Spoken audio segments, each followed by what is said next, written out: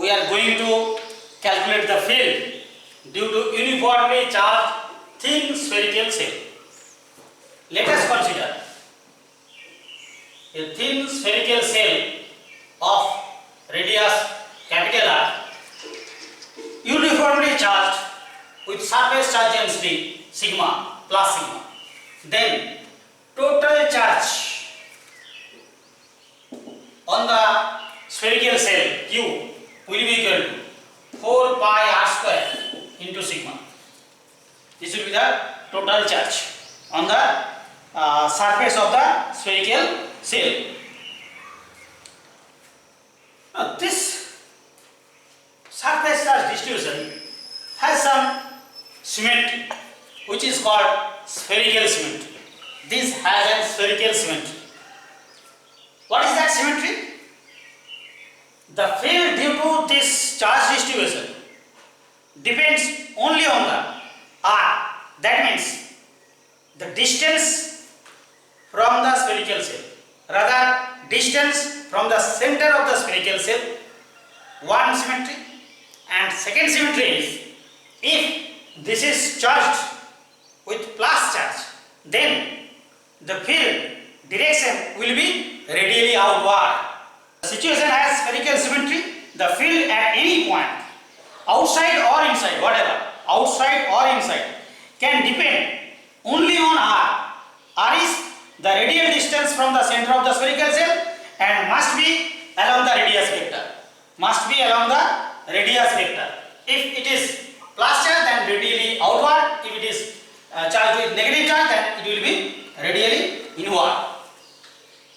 Now, we are going to calculate the field at three defined points. First, we are going to calculate the field outside the spherical shell. Outside the spherical shell. Let us say this is the field point. This P. P is the field point, which is at a distance smaller. Which is at a distance smaller from the center of the spherical shell. Now, to calculate the field, we have already told that each and every point field depends only on R, and field direction, since this is plus sigma charge with plus sigma, then field direction will be really outward. Now, to calculate the field at P, we have taken the Gaussian surface as the sphere of radius smaller centered at O. Now, the Gauss's theorem is flux through this Gaussian surface. Total of flux E dot ds is equal to Q enclosed divided by epsilon naught. Now, what is the direction of ds? What will be the direction of ds at every point? At this point, since this is ds, then ds will be outward normal. That means along radius. At this point, the direction of ds is outward normal. That is along radius. And also E is along radius. That means at each and every point, E is parallel to ds. Therefore, we can write this as closed integration E ds cos 0 equals to Q enclosed. The total charge inside this sphere is this. That means Q divided by epsilon naught. Or, since at each and every point of the surface R is fixed, therefore E is constant at each and every point of this closed surface. Then you can bring it outside the integration. Therefore, closed integration ds is equal to Q by epsilon naught, or E into closed integration ds means total surface area of the sphere. Total surface area of the sphere, which is 4 pi smaller square, because radius of the sphere is smaller, is equal to Q by epsilon naught, or E equals to Q by 4 pi epsilon naught r square. This will be the field at an external point or field outside the cell, and you can write this as vectorially q r hat divided by 4 pi epsilon naught r square. If this q point charge is placed at the center of the spherical cell, then field at point P will be equal to what? Will be equal to this. Then we can say the field due to uniformly charged thin spherical cell at an external point, that is, if the field point is outside the cell, then you can take the total charge is concentrated at the center of the spherical cell. If field point at the surface, then what happens? Then also we take this surface as the Gaussian surface, and inside this surface is charge q. Then you can write EDS cos 0, same thing. The field will be radially outward, surface area is also radially outward. Therefore, angle between E and ds is 0, therefore EDS cos 0 equals to total charge q divided by epsilon naught. Or you can write E into closed integration ds is equal to q by epsilon naught. Or you may write closed integration ds, that is the total surface area of this sphere, is 4 pi r square is equal to q by epsilon naught. Or you can say E equals to q divided by 4 pi epsilon naught capital R square. This will be the field, and in vector form E equals to q r hat divided by 4 pi epsilon naught R square. This is the field at the point on the surface or near the surface. Near the surface, if the point is very close to the spherical cell, if the point is very close to the spherical surface, then the field will be this, and field in the vector form is this. And for this case, we can write this as q by 4 pi r square divided by epsilon naught. Can we write this? Q divided by 4 pi epsilon naught divided by q divided by 4 pi r square divided by epsilon naught. And what is this? Q by 4 pi r square is sigma, that is surface charge density. This is sigma by epsilon, right?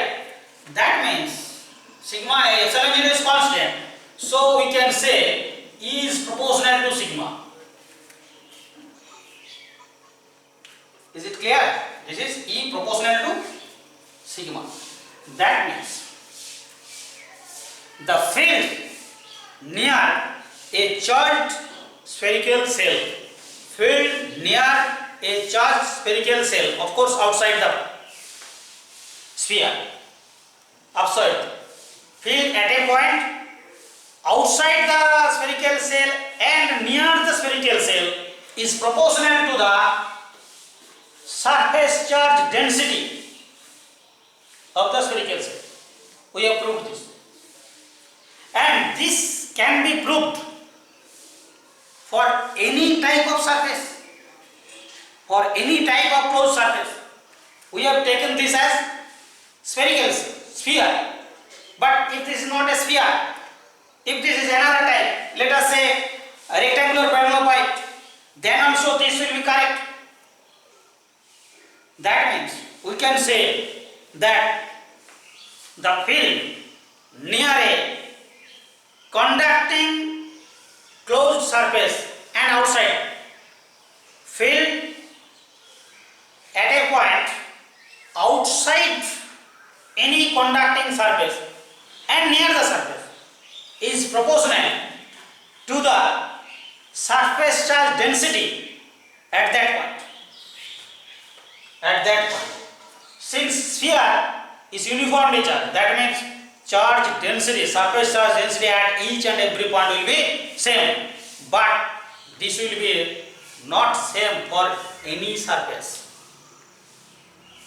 We have considered a rectangular parallel pipe, and for rectangular parallel pipe, everywhere charge density will be not same.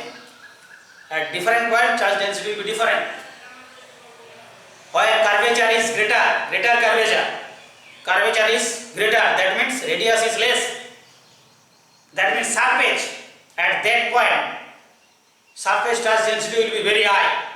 But where flat surface, that means there is no curvature or curvature is less, the surface charge density will also less.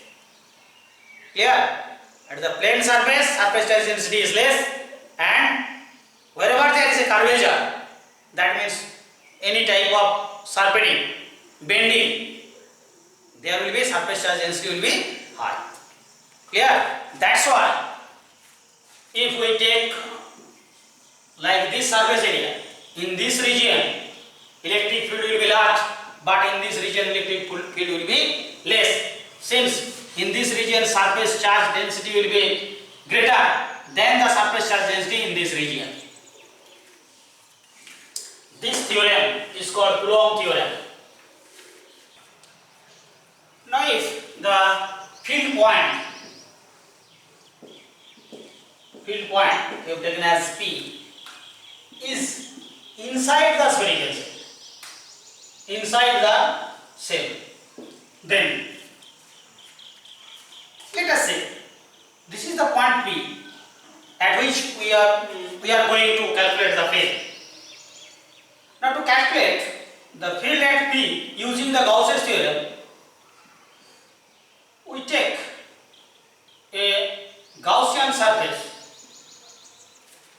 closed surface, which is again a sphere of radius x, center at O. This is the Gaussian surface. Clear? And this distance is x. X is less than r, so that P point is inside the spherical. Now, Gauss's theorem is E dot ds is equal to Q enclosed by epsilon. We have already said that E and ds are parallel at each and every point and only depends on the x. Therefore, we can take this as EDS is equal to Q epsilon naught by epsilon, or E into 4 pi x square. Closed integration ds is the total surface area of this sphere, of the sphere of radius x, which is 4 pi x square, is equal to 0 by epsilon naught, because there is no charge inside the spherical cell. For conducting closed surface, total charge reside outside the surface. That means this charge will reside at this. There will be no charge inside the conducting cell. Therefore, charge enclosed in the Gaussian surface is 0. Therefore, E will be 0. That means the electric field intensity at inside point, at any inside point of a spherical cell is 0. Now, the field E is equal to Q divided by 4 pi epsilon naught r square, where r is greater than capital R. E equals to Q divided by 4 pi epsilon naught capital R square, where r equals to capital R, and E equals to 0 if r is less than r.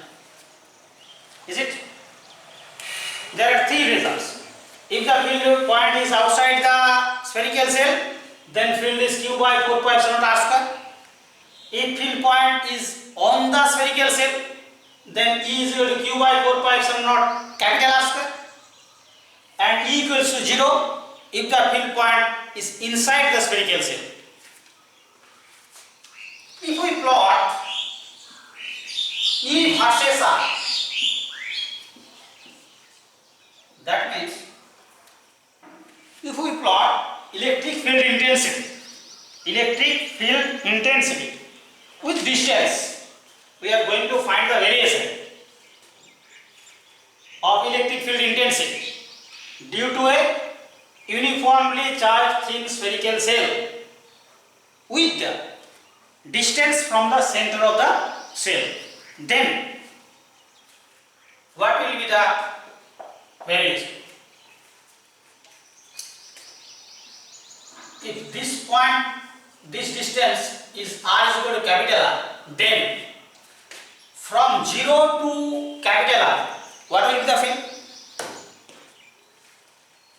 0 to capital R field will be 0.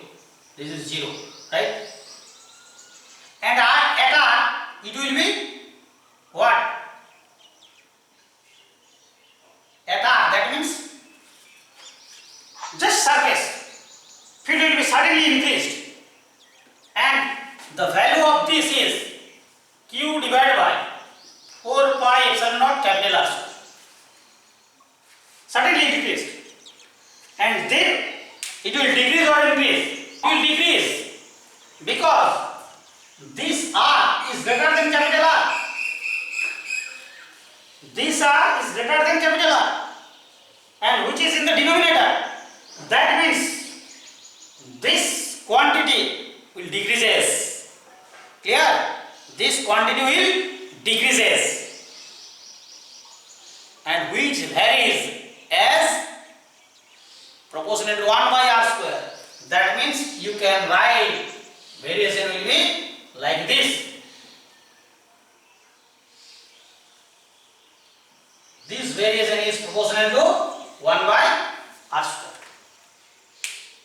This will be the graphical representation of the electric field with the variation of the electric field intensity with the distance R from the center of the spherical shape.